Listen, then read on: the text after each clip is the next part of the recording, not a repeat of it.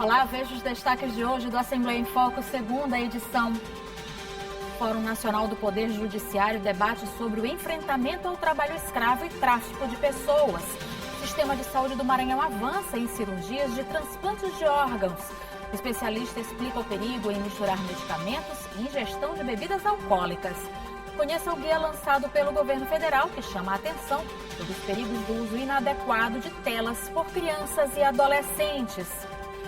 E veja ainda a movimentação dos turistas no último fim de semana de julho no Centro Histórico de São Luís. O Assembleia em Foco, segunda edição, está começando.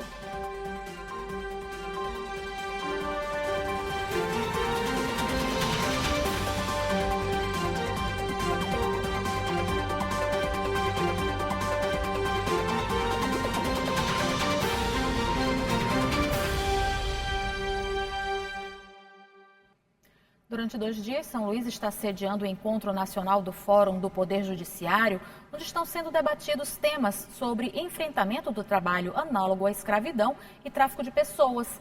A repórter Carla Bianca tem mais informações sobre o evento. Direitos humanos, justiça social e combate à exploração.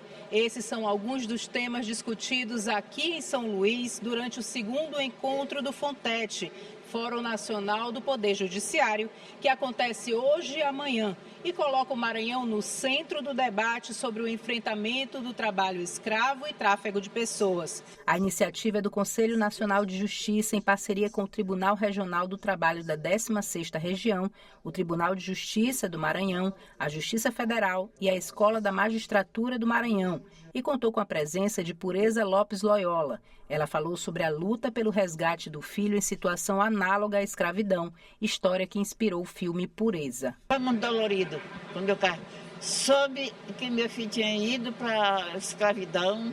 Eu fui lutar com todas as forças, mas sozinha. Fui buscar Deus do céu. A minha valência foi meu Deus do céu, porque dava mais coragem.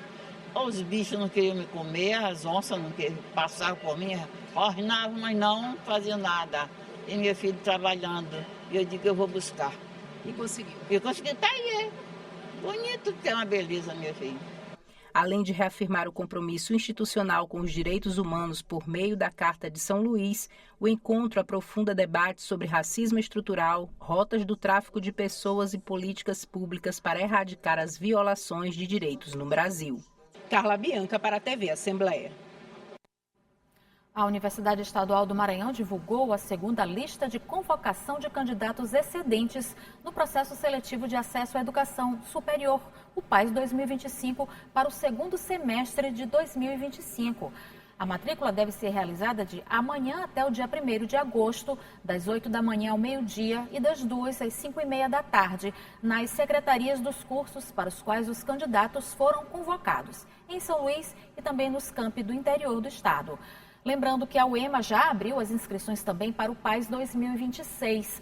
Os candidatos podem se inscrever até o dia 22 de agosto pelo site sigconcursos.uema.br, com taxa de R$ 85.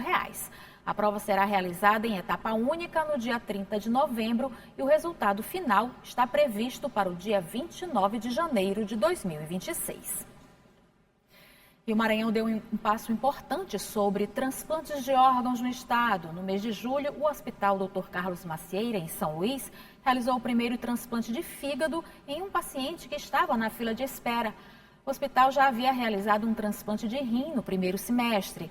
A integração do hospital, que faz parte da rede estadual de saúde, com o Hospital Universitário Presidente Dutra, está ajudando a diminuir a espera de quem aguarda por um órgão saudável. 2025 está sendo o marco do avanço em transplantes de órgãos pelo Sistema de Saúde do Maranhão. No dia 25 de julho foi realizado o primeiro transplante de fígado no Hospital Dr. Carlos Macieira, na capital, em um paciente de 57 anos que estava na fila de espera. Em março deste ano, o hospital também realizou o primeiro transplante de rim da rede estadual. O feito foi possível depois do Ministério da Saúde autorizar o hospital a realizar a captação e transplantes desses órgãos. Este é um momento histórico para a saúde do Maranhão. Realizamos no Hospital Dr. Carlos Macieira o primeiro transplante de fígado da rede estadual. um procedimento de alta complexidade que reforça o nosso compromisso com a vida. Esse avanço é o resultado de um trabalho estruturado, investimento em tecnologia, formação de equipes especializadas e o credenciamento do Hospital Carlos Macieira pelo Ministério da Saúde no fim de 2024 para realizar transplantes de fígado e rim. A integração do Hospital Dr. Carlos Macieira nas cirurgias de transplantes vai aumentar a realização desses procedimentos no estado, auxiliando o Hospital Universitário Presidente Dutra, que inclusive realizou no mês de julho o primeiro transplante de coração no Maranhão. A partir de agora, nós vamos evoluir bastante em termos de número de cirurgias, em números de transplante. Desse jeito, diminui completamente a fila do transplante, Isso é um marco para o Maranhão, É um envolvimento do Estado, colocando toda a sua estrutura para esse benefício à população, que é bastante importante. É um marco da possibilidade dessas famílias terem um outro serviço que se soma ao hospital universitário, apto a devolver a qualidade de vida para elas. De acordo com dados do Ministério da Saúde, em 2025, 297 maranhenses ainda aguardam transplante de rim. 18 pacientes estão na fila de espera para transplante de fígado e 531 esperam por transplante de córnea. Quanto aos procedimentos já realizados, estão 277 transplantes de córneas, 39 de rim, 14 de fígado e 1 de coração. Depois da cirurgia, o paciente de 68 anos que aguardava apenas 19 dias na fila de espera por um transplante de coração, agradeceu à rede que tornou tudo possível. O gesto de doação do órgão, o investimento na saúde e a competência da equipe médica que permitiram a ele uma nova vida.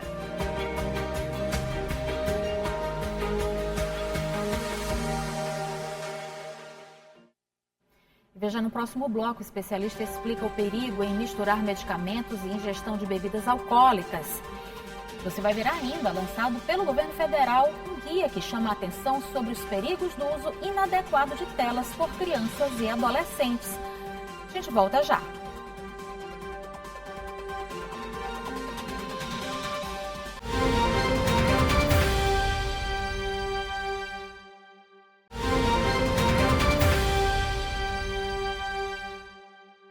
Durante o uso de medicamentos, os médicos recomendam suspender o consumo de bebidas alcoólicas por diversos motivos, além de reduzir a eficácia dos remédios e potencializar os efeitos colaterais.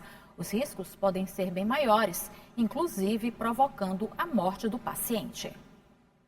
Você já deve ter ouvido que álcool e medicamento não combinam, mas sabe por quê? Eu sei que faz mal, mas eu não sei te explicar o que é que realmente faz. Já que a bebida alcoólica corta o efeito do medicamento, não adiantaria a pessoa tomar o remédio, entendeu? Se a pessoa quisesse ficar boa, ela não tomava o remédio, tomava bebida alcoólica. Esta farmacêutica explica o que acontece no organismo ao fazer essa mistura perigosa. Não é aconselhável, não é ideal, não é adequado misturar bebida alcoólica com medicamento. Nós temos um órgão fundamental para isso, que faz parte desse processo, que é o nosso fígado. Tanto o álcool como os medicamentos utilizam esse órgão para serem metabolizados, sejam para ser ativados ou início da sua eliminação. E aí, quando o álcool ele encontra esse medicamento nesse fígado, a gente pode ter um processo metabólico acelerado, no sentido de ser eliminado mais rápido, ou então ele pode ter o processo metabólico, ele é ativado, potencializado, ou seja, o álcool ele pode fazer com que aquele medicamento, ele ao invés de ser preparado para ser excretado, ele continue mais tempo do que o necessário no organismo. Ela diz ainda que a bebida alcoólica atua de diferentes formas dependendo do tipo de medicamento. Por exemplo, ao ingerir álcool com um paracetamol, um analgésico, pode gerar maior inflamação do fígado. Também corta o efeito dos antibióticos, reduz a eficácia de antidepressivos e anticonvulsivantes e potencializa os efeitos colaterais dessas e de outras medicações. Em alguns casos, pode até resultar em morte.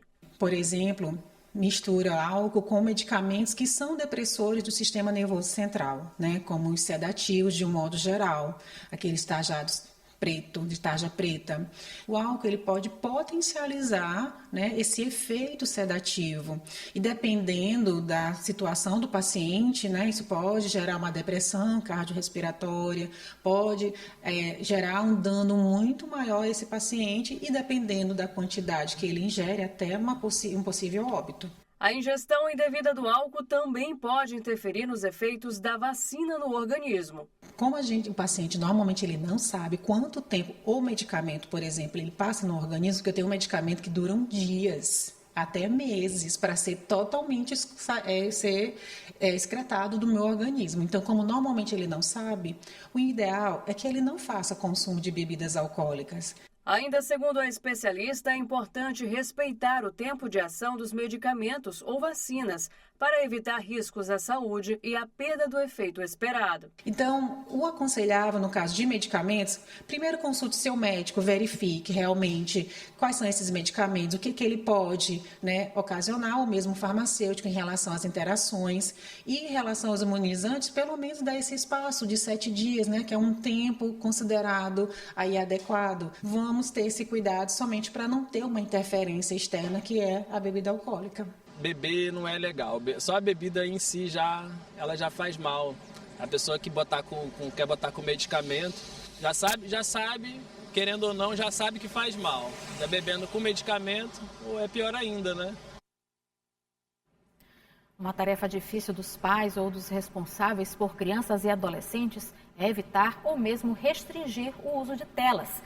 Apesar de trazerem benefícios para a nossa rotina, o uso excessivo pode trazer prejuízos à saúde, principalmente durante a infância e adolescência. Os especialistas chamam a atenção para os possíveis atrasos no desenvolvimento e aprendizagem, por exemplo. Pensando nisso, o governo federal lançou um guia sobre o uso das telas. Esta empresária é mãe de 3 filhos, Dominique, de 7 anos, Isis, de 3, e o pequeno Dimitri, de apenas 1 ano. Conciliar a rotina profissional com os cuidados da maternidade exige atenção redobrada, principalmente no período de férias escolares, quando as crianças passam mais tempo em casa e o uso de eletrônicos se torna quase inevitável. De vez em quando, sim, né? Acaba que quando a gente não tem uma rede de apoio, né, muito próxima, a gente acaba recorrendo, né, a essas tecnologias. Mas a gente tenta limitar ao máximo, né? Então a gente coloca limites de horário, de tempo, né? E a gente também tenta trazer atividades no quais eles podem estar divertindo em família, né? Então a gente cria dias em famílias, a gente compra jogos que todo mundo possa participar, a poder a gente interagir e eles saírem um pouquinho desse mundo das telas. Hoje é difícil evitar que crianças, adolescentes e até mesmo adultos passem horas diante das telas. Smartphone, computadores, tablets passaram a ser indispensáveis para a vida moderna.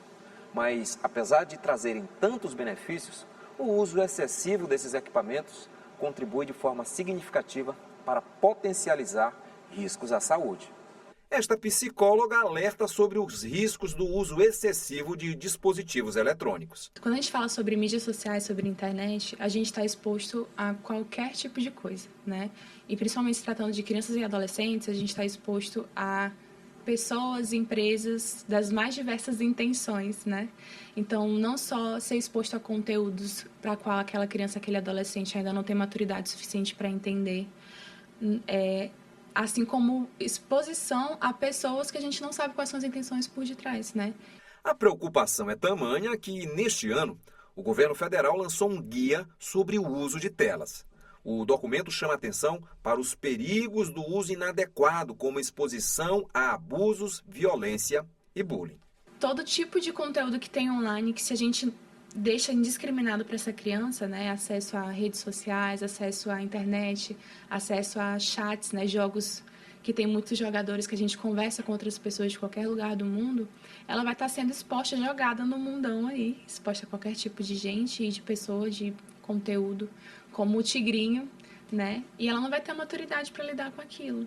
Especialistas e formuladores de políticas públicas também chamam a atenção para possíveis atrasos no desenvolvimento e na aprendizagem, provocados pelo uso excessivo de equipamentos eletrônicos. Encontrar o equilíbrio entre diversão e limites é o que a Isadora tem buscado com os filhos. Dá limites, né? A gente fala, ó, eles já estão assistindo desde tal hora, então até tal hora eles podem assistir, né? Tem hora para dormir, mesmo eles estão de férias, eles têm hora para dormir, né? Então, assim, a gente tira essa rotina, né, da escola, mas a gente ainda tenta implementar outras rotinas, né? E ao que parece, tem funcionado. Por aqui, televisão desligada, celulares de lado. E a diversão rola solta com brincadeiras manuais. Fica brincando na piscina. Sabe como eu gosto de brincar na piscina, mãe? Sabe que uma coisa, a gente sempre banha na piscina, não é? A relação das novas gerações com o ambiente digital é um fenômeno típico da vida contemporânea. Mas garantir um uso equilibrado e seguro da tecnologia é fundamental para o desenvolvimento saudável de crianças e adolescentes. E agora vamos ver como fica o tempo na quarta-feira. Paula Torres vai contar pra gente a previsão para amanhã. Boa noite, Paula.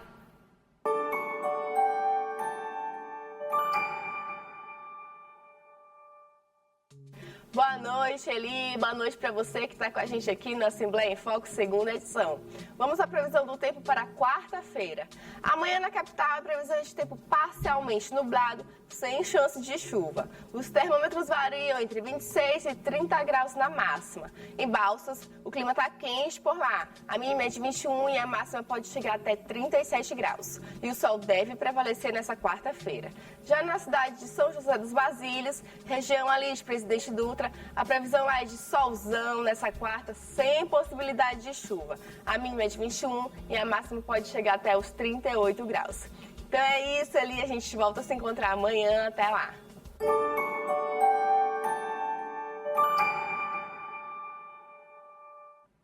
A alta temporada do mês de julho em São Luís ainda atrai visitantes de várias partes do Brasil e também do mundo. E uma das paradas obrigatórias é o Centro Histórico da capital. Além de divulgar a cultura local, o período já se consolida como um dos mais importantes para movimentar a economia do estado.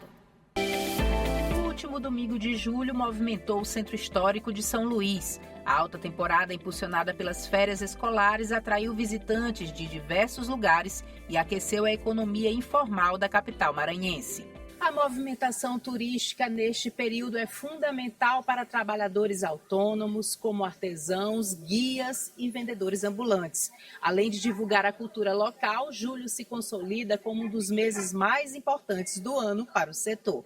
Agora a gente está numa expectativa bem boa, né? Graças a Deus tem bastante turista, deu uma alavancadinha melhor, graças a Deus, nas vendas. Tem gerado bastante, claro. Bastante lucro e também tem gerado a economia, né, local, não só para nós fotógrafos, mas, claro, para todos os comerciantes aqui da área, o que é muito bom para o Centro Histórico, para São Luís como um todo. Além de movimentar a economia, o turismo proporciona experiências únicas para quem visita São Luís. Os turistas destacam a receptividade do povo maranhense, a preservação do patrimônio histórico e a diversidade cultural, que faz da capital um destino especial. Sempre é bom vir aqui, já é o que acho que é a segunda vez que eu venho aqui no mês de julho. Sempre é bom estar aqui e aproveitar para tirar umas fotinhas. Já estou aqui trazendo meu pau de selfie e aproveitar bastante. São Luís é uma cidade muito aconchegante, muito acolhedora. As praias são muito boas, né? E o Centro Histórico que a gente está visitando agora pela manhã, conhecendo um pouco da história da nossa capital, porque às vezes a gente viaja para outros lugares e não conhece a capital do nosso estado. Com ruas cheias e clima de festa, o turismo segue impulsionando a cultura, o comércio e o orgulho de ser maranhense. O F2 termina aqui. Para rever as reportagens de hoje, acesse o site al.ma.leg.br/TV. Ótima noite para você. A gente tem um encontro marcado amanhã às 6 da tarde. Eu estou te esperando. Até lá.